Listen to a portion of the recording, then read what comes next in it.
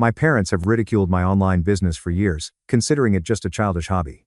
That is, until I made $1.2 million and silenced their darling daughter at her own graduation party. My name is Aiden. I'm Kolmakumintauksi. And if there's one thing I've learned about family, it's that they'll support you wholeheartedly unless your success makes them uncomfortable. I never took the standard route.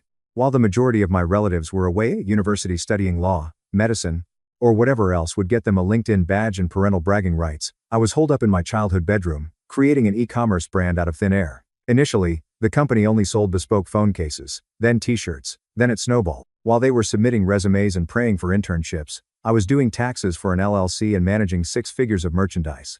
But according to my mother, I was still between jobs. That's how I was presented at weddings and reunions. This is Aiden. He's figuring things out. As if my company didn't exist until someone in a suit claimed it did. The graduation celebration that broke the camel's back was for Sophia, my cousin. She was 23, had just graduated from a prominent institution with a degree in international relations, and was the family's golden girl. You know the type. Class president, knows 3 languages, volunteers at shelters, and somehow looks like a Disney princess in every shot. Growing up, I never had any problems with her. To be honest, we were civil, not particularly close, but yet not antagonistic.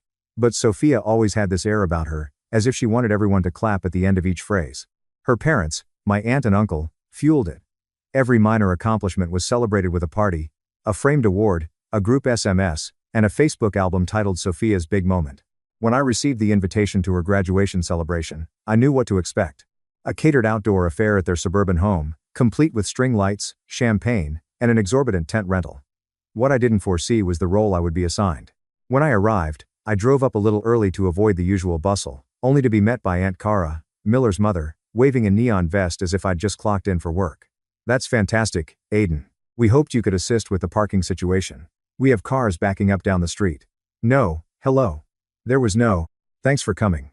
Just a vest, a walkie-talkie, and a pat on the back as if I were a college freshman working valet on weekends. I blinked at her. I am not working at the party. Cara, I came to celebrate. She laughed as if I had told a joke. Please help us out for an hour or so. You're skilled at logistics, correct? Your small internet thing. I should have gone away then. I should have given her the vest and told her no, but something in me, probably my cursed familial loyalty, made me accept it. I spent the first 90 minutes of the party waving SUVs into grass patches and assisting elderly relatives with their walkers over difficult terrain. Nobody relieved me. Nobody brought me a drink. When I eventually sat down at one of the fold-out tables in the rear, sweaty and dusty, the genuine celebration had already begun. There was a large banner across the yard that read, "Congrats, Sophia," in sparkling gold.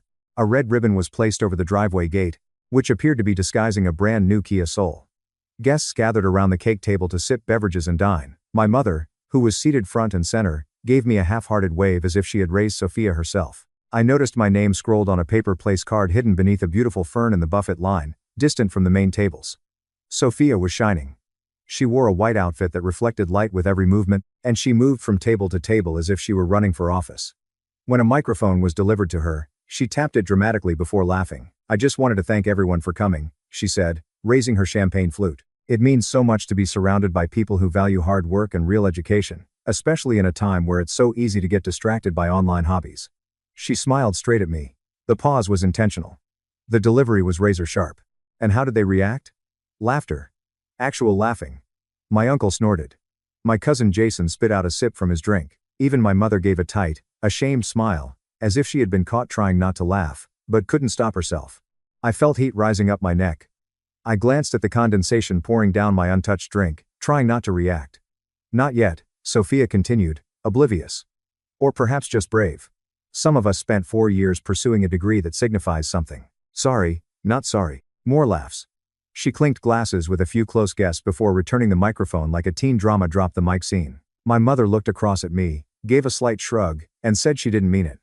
The fact is, I didn't care about the car. I didn't care about the banner, the speech, or the fact that every photo was taken with me cropped out in the backdrop, standing by the hedge like a forgotten waiter. What hurt was the years of silent dismissals, or smirks when I attempted to describe my job. My own mother would skip over my updates to discuss which of Sophia's lecturers formerly worked for the State Department. But as I sat there with dust on my sneakers and a drink in my hand, something inside me moved. I waited until the last toast was given. The clapping subsided and people began to go toward the dance floor where a Bluetooth speaker was playing top 40 songs. I stood up, brushed off my clothes, and made my way up to the main table where Sophia and her friends were posing for photos next to the car, still high from the ovation. "Hey, Sophia," I said casually, loud enough for the close audience to hear. She paused mid-laugh, evidently not expecting me to reply. "Yeah?" she questioned, her eyes narrowing. I raised my glass and grinned. "Just wanted to say congrats. Really must feel great knowing your degree got you here, and it's awesome that your family supports you so much." I took a large sip.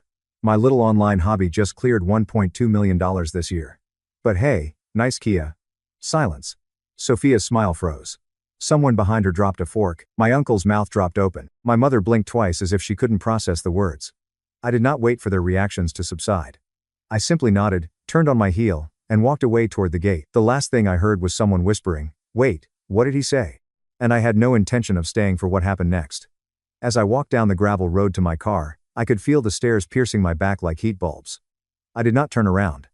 I did not need to. I had played my part. I had spoken everything I needed to say, and I knew that small mic drop moment would reverberate throughout the gathering like a pebble on still water. The fact is I hadn't planned on saying anything. I actually hadn't. However, years of being the family's quiet afterthought, the one who got the short end of the talk, and the long list of favors had finally added up. And Mailer's arrogant little jab, that was the last straw. When I got into my car and drove away, no one came after me. Not yet, but by the time I arrived home, parked in front of my stylish 3-bedroom house, which I purchased outright last year, my phone had already started buzzing. First came the texts, one from my mother. "That was uncalled for. Aiden, you embarrassed the entire family." Then another, "We'll chat later. Please do not make a big deal out of it." Then Aunt Cara asked, "Was that really necessary? Sophia worked hard to earn her degree. You are not the only one having accomplishments." I didn't respond. I turned off my phone, dropped it on the kitchen counter, and let the silence of my home wash over me. That night, I got the best sleep I'd had in months. The aftermath occurred in waves over the next 2 days. Monday morning, I opened my business email and discovered 3 fresh interview requests. Apparently, one of Mailer's friends looked up my company after the party and was really happy with what we'd accomplished. Built, not fallen into. This isn't some minor online activity. That word meant something to me. A month ago, I might have forwarded the inquiries to my assistant. What about now? I took the calls myself. For once, I wanted others to hear my story. Tuesday evening, my mother arrived at my door. She didn't text me first. She just rang the doorbell, clutching a Tupperware container, as if it was still 2006 and I was a college student in need of lasagna and life counsel. I opened the door slowly. "Hey," she said a little too quietly. "I brought dinner." I stepped back and motioned her in. She hovered in the entrance, surveying the living room as if it were the first time she'd seen it. The minimalist furniture, local art pieces, and smart lighting, all of it screamed success in a language she had never bothered to understand. "You've done well for yourself," she finally replied. "Yeah," I replied. "I have." She placed the Tupperware on the countertop. "You embarrassed Sophia and the entire family. She is devastated."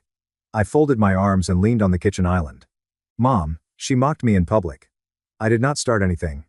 I finished it. But $1.2 million. She stated it like it was a sin, as if saying it aloud would call an IRS demon. "It's the truth." She stopped, her jaw stiff. "Why haven't you told me?" I laughed, not unkindly. "I did. You simply never wanted to hear it. You liked the version of myself that needed assistance. That fits into your tiny story. Aiden, the dropout, is still trying to figure things out. You could pity me. But I stopped needing it a long time ago." She sat down hard as if my words had knocked the wind out of her. "I wasn't trying to pity you," she added quietly.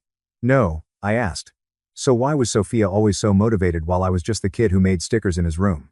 She did not have an explanation for that. Instead, she explained, "Sophia is looking for work. You know, nothing has come through yet." I grinned tightly. "So, the actual degree didn't open every door after all? That earned me a scowl? Don't be cruel. I am not. I'm just tired of pretending. I have not earned a place in this household." She stood up and brushed phantom crumbs from her blouse. "She wants to apologize," she muttered. "Does she?" I raised an eyebrow. She said she went too far. I did not respond since I didn't believe it. Not yet. Later that night, I looked at my phone for the first time since Saturday. Sophia's text sat unread. "Hey, about the party. I shouldn't have said what I said. That was messed up. Can we talk?" I stared at it for a long time, not because I didn't know what to do, but because the power dynamic had shifted and everyone knew it. For years, they assumed I was the man scraping by on Wi-Fi in a dream. No, I was the one who developed an empire while they weren't looking. The following weekend, however, was when things really began to spin out of control. Aunt Cara called me directly. There's no warning, just a voicemail. "Aiden, I need to talk to you about something important." We've run into a bit of a financial situation. I didn't want to bring this up, but your uncle's hours got cut and the lease on Mallory's new car isn't exactly manageable. I know things got tense, but we're still family, right? That's when something clicked. They weren't simply humiliated. They wanted something. I listened to the voicemail twice. Not because I wanted to hear what she said again, but because I couldn't believe how quickly the tone changed. Just days before, I'd been the family joke in a vest directing automobiles into grassy areas. Now I was at the emergency exit. I did not call Aunt Kara back right away. I didn't even respond. I let it rest, leaving her to wonder if I had heard it. Allow the discomfort to increase. I recognized this pattern.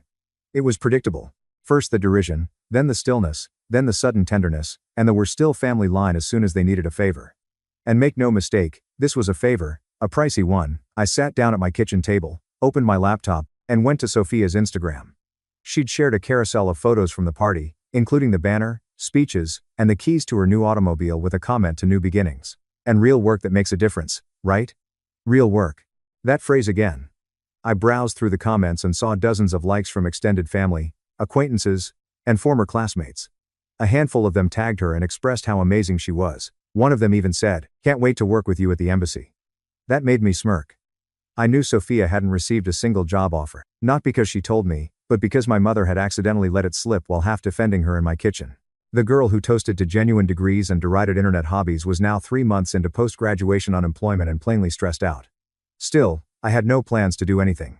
I wasn't looking for blood. Not yet. Then came the second call. This one came from my uncle. "Aiden, hello. I just wanted to clarify the air. You know, we love you. Always have. What about the whole party thing?" Just a little playful taunting. Sophia has a great sense of humor, doesn't she? She takes after her father. He grinned nervously. "Kara mentioned the lease and left you a message. We're simply a touch tight this month. It would be very appreciated if you could float us the first few installments to keep things running smoothly while Sophia settles in. I mean, you did say your business was going great, right?" I sat there in startled stillness, clutching my phone like a live grenade. The arrogance was nearly artistic. There was no mention of the years I had spent quietly footing costs for birthday gifts, Christmas feasts, or family emergencies, while they offered the folding chairs and backhanded compliments. There was not a single acknowledgement that Sophia's words were cruel. Not mocking, humorous, or a joke. No apologies. Just more entitlement. Simply more of the same. That's when I opened the spreadsheet I'd saved for years. Not excessively, just be methodical.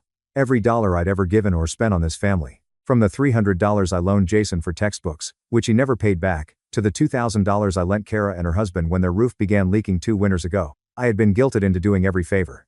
I paid every bill quietly to keep the peace. What is the grand total? $42,860. $42,860, not including interest. Not including emotional labor, not to mention the way they made me feel like a glorified piggy bank with no actual accomplishments. I looked at the number for a long time. Then I took a big breath and began crafting a note for Sophia. "Hey, got your text. Been thinking about it. Appreciate the apology, but I've been thinking maybe it's time for some clarity for everyone's sake. You're right, by the way. You did work hard. I just don't think that justifies mocking other people's success, especially when you don't fully understand it. But more than that, I'm realizing that I've spent years investing in this family financially and emotionally, and all I've gotten in return is dismissiveness." I know I read it twice. No venom, there is no gloating. It's just a line in the sand. Then I forwarded a variation of that communication to my uncle, aunt, and more delicately, my mother. She called right away. "Aiden, can we discuss this?" "You cannot just." "Yes." I interrupted calmly and clearly. "I can. And I just did." There was a pause at the other end of the line. For the first time, she did not have a script. I didn't know what to say. "Did you really earn more than $1 million last year?" "Yes." "How?" "You never asked." Another prolonged stillness. "What do you want us to do?" she asked, her voice low. And that question stayed with me for a moment because that was the point, wasn't it? I did not want them to do anything. I just wanted them to stop expecting me to handle everything. I abruptly ended the call. Not out of spite, but because I didn't feel obligated to perform for anyone. The mask was off. The bank was closed. The family's joke had finally been told. Sophia had not responded to my mail for 2 days. I assumed she was either stewing, preparing a faux gracious response, or too humiliated to say anything at all. I honestly didn't care. I had spoken my piece.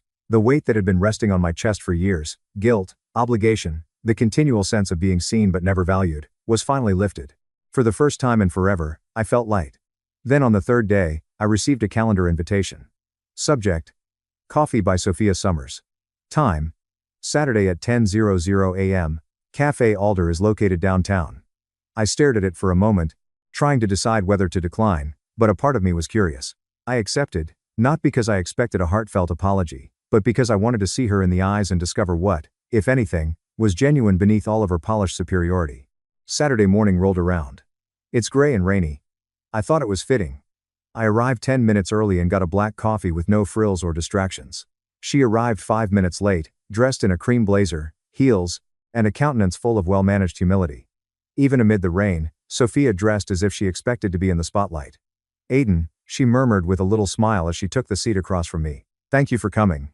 I didn't expect you to show," I said quietly. "Neither did I," she said. "But here we are." We sat in silence for a beat. She stirred her cappuccino as if it were an art project. "I read your message," she finally replied. "Twice." "Okay, and you're right." I raised an eyebrow. "I was awful," she said. "Not only at the party for years. I made fun of your work because I didn't comprehend it. And to be honest, I was jealous." This caught me by surprise. "Jealous?" I echoed. "Yeah," she replied, not meeting my gaze. "You found your thing. You made it work. Meanwhile, I am sitting here with a shiny degree, no job prospects, and a car that my parents cannot afford." The joke I told at the party. It was less about you and more about me trying to feel better about my situation. I waited for her words to settle. I did not rush to forgive. I wasn't sure if I wanted to. "I appreciate you saying that," I said slowly and deliberately, "but that won't undo years of jabs of being treated as if I were less than by everyone, including my own mother." "I know," she whispered. "That is on me and they, all of us." I nodded, my gaze locked on the rain pouring down the window beside us. "Why did you actually ask me here, Sophia?" She bit her lip. "Not for money, I swear." "Good. Because the door is closed." She nodded swiftly. "I understand. I did not come to ask for help. I just wanted to own it publicly." I looked at her puzzled. Publicly? That was when she dug into her bag and took out her phone. She opened her Instagram app, turned the device toward me, and pressed the record button on a story. "Hi, everyone," she said, nervously, smiling into the camera. "So, this is a little uncomfortable, but it's time I say something." I sat frozen as she kept recording. "At my graduation celebration last week, I made a disparaging remark about online firms and those who work outside of the established system. It was petty, harsh, and absolutely inaccurate. My cousin Aiden is one of the most determined and successful individuals I know. He started his firm from scratch with no handouts or shortcuts, and I publicly mocked him for it. That is my fault. And I apologize not only to him, but to everyone I impacted with that attitude. Real success does not come with a diploma. It requires work. And Aiden, if you're watching, thank you for calling me out. I needed it." She paused the video, posted it without hesitation, and returned the phone to her purse. I blinked. It was unexpected. She shrugged. "I deserve to feel embarrassed. You were for years. It is only fair." For the first time in a long time, I saw her not as Sophia, the golden girl, but as a young lady attempting to detangle herself from the image her family had created for her and possibly from the one she had created for herself. "You're lucky I'm not a petty man," I added with a tiny smile. She smirked. "Don't push it." We talked for another hour, but not about money, careers, or family politics, just about life, travel, books. We never shared the tiny things because we were always competing or avoiding each other. When we eventually rose up to leave, she hugged me. Not just a slap on the back, but a genuine hug, a peaceful one, the type that says, "I understand now." A week later, my mother called. "Did you see the video?" she asked hesitantly. I did. She didn't even tell us she was posting it. She didn't need to. "I'm proud of you," she murmured, her voice thick with a hint of remorse. "And I apologize for how I discussed your work, for not listening, for not asking." I did not gloat. I did not say anything. I simply said, "Thank you." The next family gathering occurred a month later. Uncle Rob had a 4th of July barbecue. I showed up in jeans and a polo as usual, but this time I wasn't handed a vest or asked to service the ice machine. Instead, Sophia strolled up, handed me a plate full of food, and said, "You're sitting with me." So, I did.